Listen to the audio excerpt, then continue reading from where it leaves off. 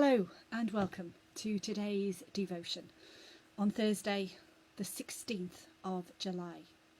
I hope that you are all well and having the opportunity, if you are able, to safely enjoy some of the new freedoms that we have recently been given.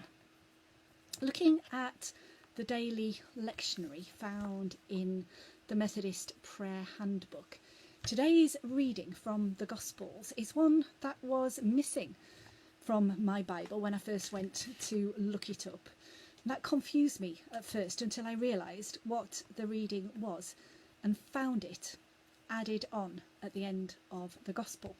That was in my Revised English Bible. The passage comes from John's Gospel and goes from the last verse of chapter 7, verse 53, to chapter 8, verse 11. Doing a quick survey of other versions of the Bible, they all seem to have this passage where you would expect it, but in brackets, and with a footnote to say that the earliest manuscripts and other ancient witnesses do not have these verses.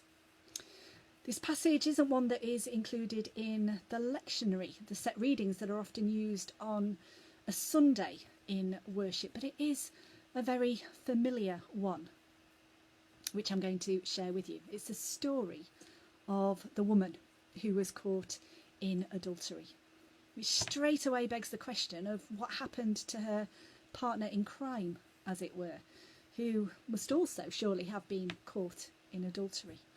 Anyway, here is the story.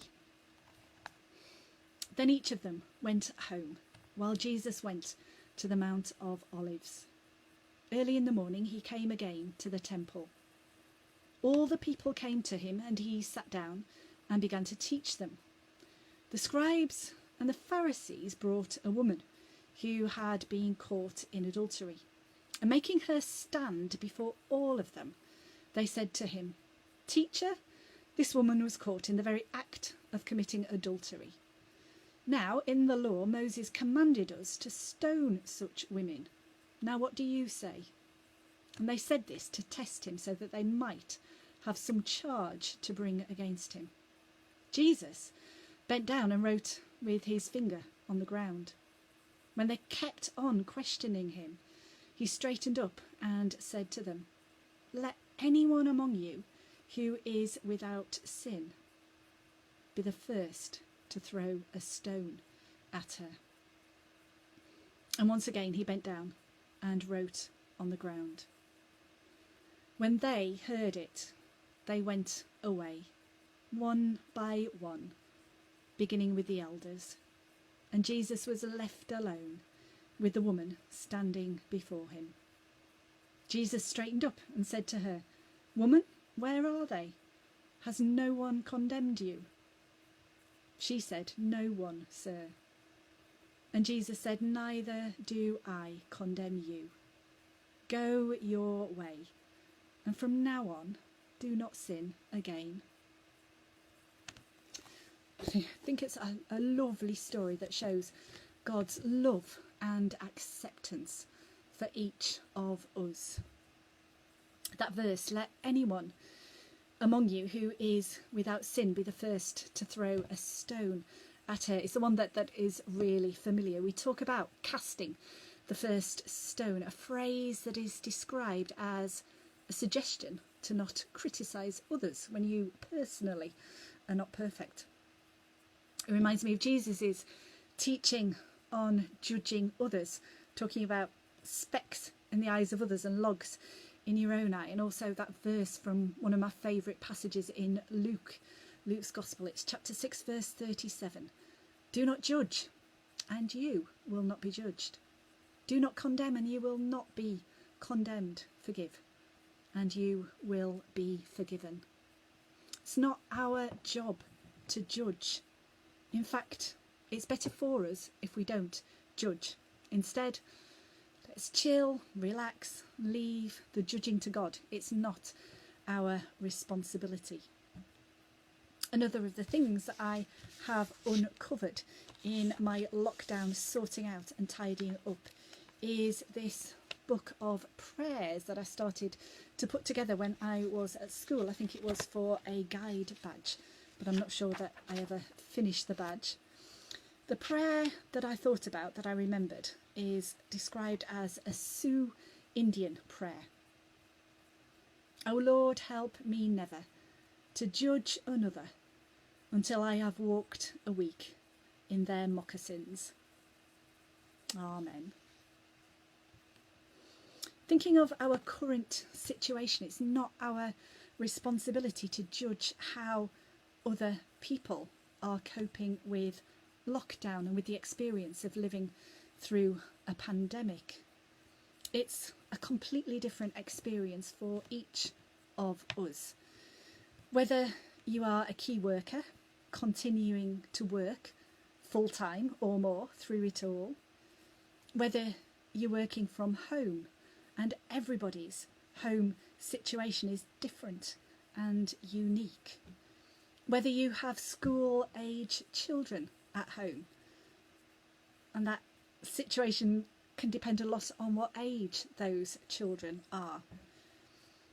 Or whether you are enjoying or suffering an enforced holiday from work because you've been furloughed.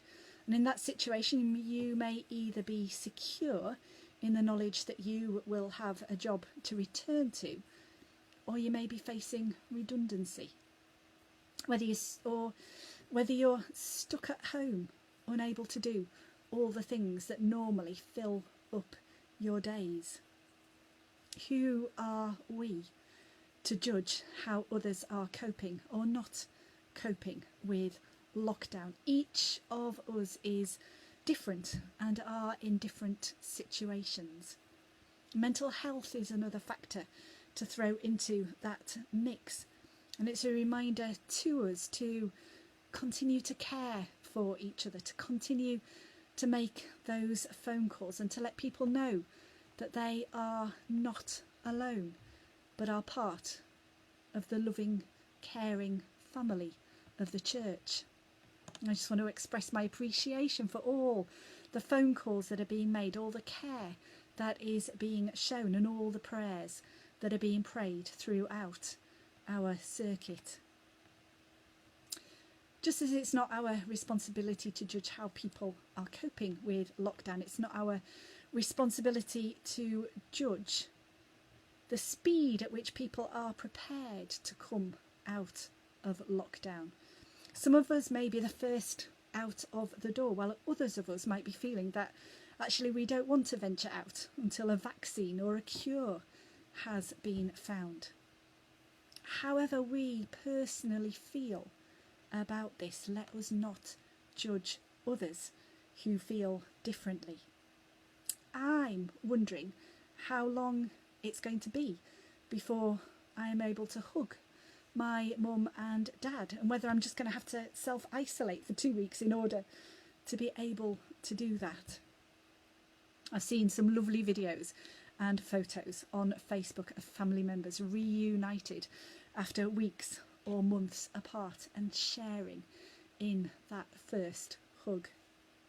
Whatever situation you are in, however you are coping with lockdown, however keen you are to come out of lockdown, or however cautious you may be, may you each know God's unconditional love for you and the power of God's presence within you. Amen.